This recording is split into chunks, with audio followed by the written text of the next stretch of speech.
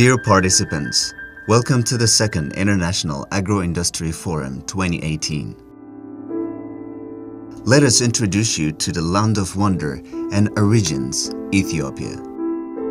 Comprising over 80 nations and nationalities, Ethiopia's people come out always stronger like never before in time of adversity, celebrating their unique and beautiful diversified culture hand in hand. This land is also a place for 9 World Heritage Sites. This includes the magnificent rock-hewn churches of Lalibela, the Semin Mountains, Aksum, and many more. Its ancient civilization can also be traced going as far back as to the 1st century AD and straight to today's vibrant city and seat of the African Union headquarters, Addis Ababa. However, for so long the country has spent decades struggling to win over poverty. And recently, this struggle has started to bear fruit, with the country registering a double-digit economic growth for the past decade, according to the World Bank. Envisioning joining the lower middle-income countries of the world in 2025, Ethiopia is also moving forward to become the hub of light manufacturing in Africa. We are not only having a mere statement of vision, and we do have also in place long-term plans how to achieve this vision. With this ambition in mind, the government is giving a prior focus for agro-processing sector in order to bring the intended change in the economy. Ethiopia is an agrarian country, and most of its population, I can say about 80% of the population, they are dependent for their livelihood on agriculture. What we have is land, labor, the agroclimatical condition, water resource, and so on. So to develop the economy, we can only create wealth out of these potentials. Nevertheless, agriculture sector in Ethiopia can be said that it is pretty much in the backward phase. This sector, which is dominated by smallholder farmers, is challenged by lack of market, which emanates from lack of market linkage rather than lack of demand. Mr. Getachew Gabre is one of the smallholder farmers located in the fertile land of southern Ethiopia in Yirgalem city, 318 kilometers from Addis Ababa. The place is known for its various fruits and coffee productions, but he recalls the time where there were little market for these products. In the past, both the trees and the fruit were not well accepted in the market. Having no use, the avocado fruits used to fall on the ground and be eaten by ants.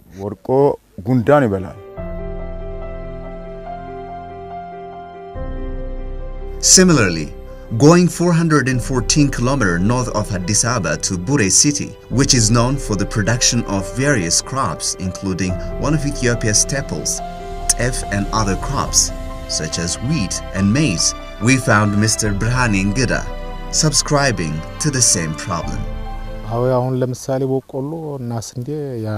Since wheat and maize can be easily spoiled during storage, if we do not have market, we usually sell it to home distillators. And if that doesn't work out, we face loss. In addition to this, the country is said to lose on average over 20% of its total agricultural productions during post-harvesting period.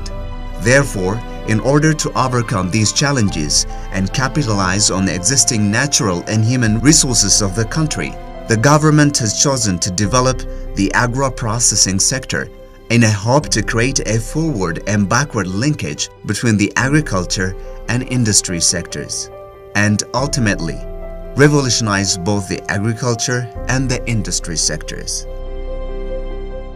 Industry can give value addition and long-term market, reliable, unlike the raw material market. At the same time, industries also provide different inputs for agriculture to modernize. In order to implement this strategy, the Ministry of Industry, in partnership with the Ministry of Agriculture is set to establish 17 integrated agro-industrial parks in different parts of Ethiopia. These parks, which are said to transform the agriculture sector, will be a geographic cluster of firms grouped together to share different infrastructure and to exploit the opportunities for joint buying, selling, training, extension services, and other synergies which can arise from shared efforts. In the business model, within this corridor, which we call it a 100-kilometer radius, we have the park where the cluster of industries are going to be located.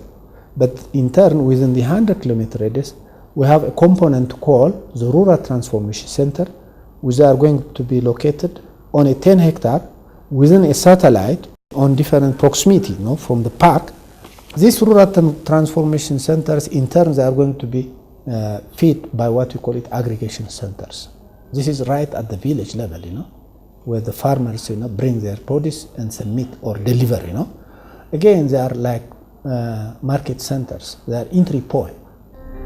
Currently, 4 pilot projects encompassing around 100 hectares of land each in Amhara region, in Bure, in Oromia region, in Bulbula, in Southern Nations and Nationalities People region, in Yirgalem, and in Tigray region, in Humera are underway.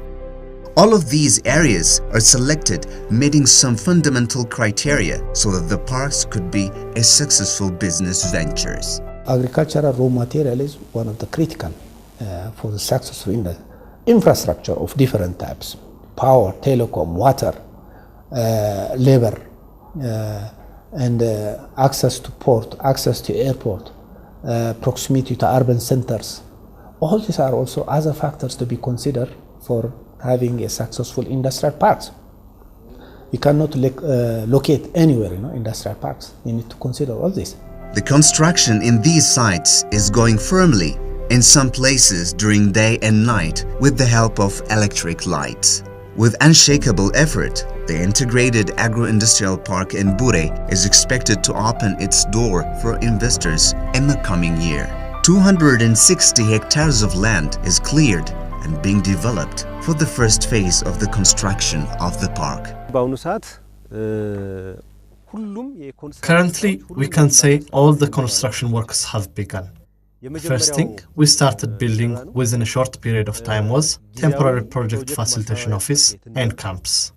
Next, we moved to building fences for the 260 hectares of land, and 72% of this work is completed. Giving prior focus, including concluding contractual agreements, all infrastructure development in the park have begun. Thus, 11.3 kilometer road is paved for the construction of asphalt road.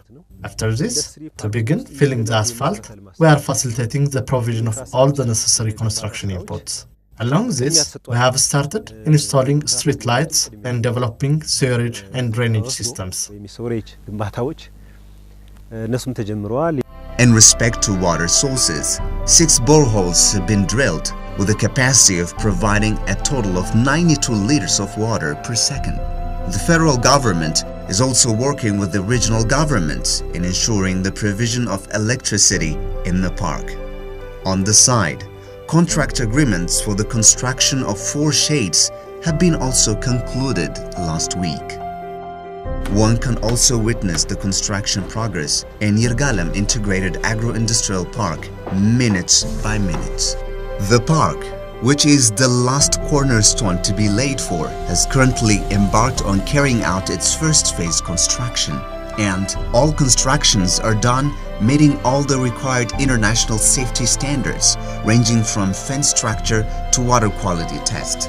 It is set to be finalized in 3 months period. The first phase focus on horizontal infrastructure and some admin building, information kiosks, training and retail space and crèche and other utility like water. Additionally, preparation is underway to tap 2 megawatts of electricity from the nearby city to power the park until the main substation is built. This will help investors to commence operation as soon as they get into the park without any further ado. In the meantime, Various investors have shown strong interest to join these development efforts.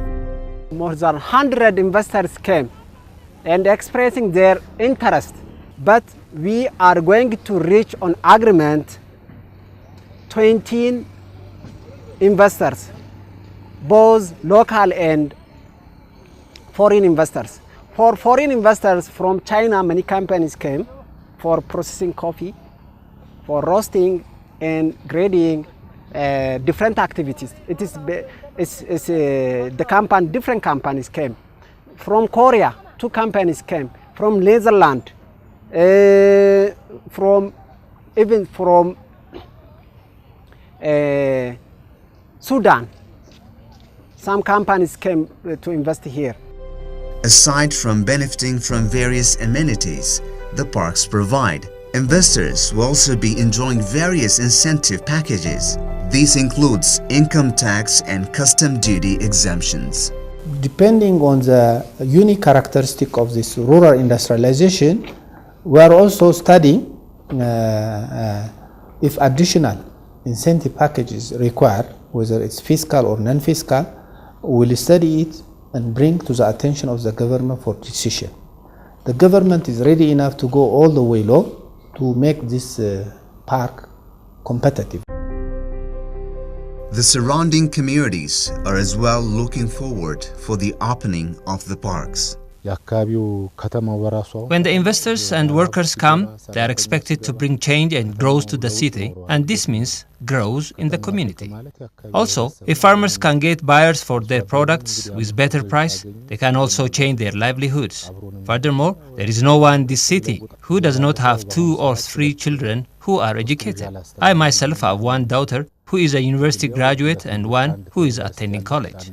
So, the educated members of our families can get employment opportunities. With these and the other 2 additional parks coming into the scene shortly, and combined with other developmental efforts, Ethiopia's economy is set to transform from agriculture-led to industry. By 2020, the industry sector is expected to contribute 22.8% to the GDP. So come and let's embark on this noble journey together.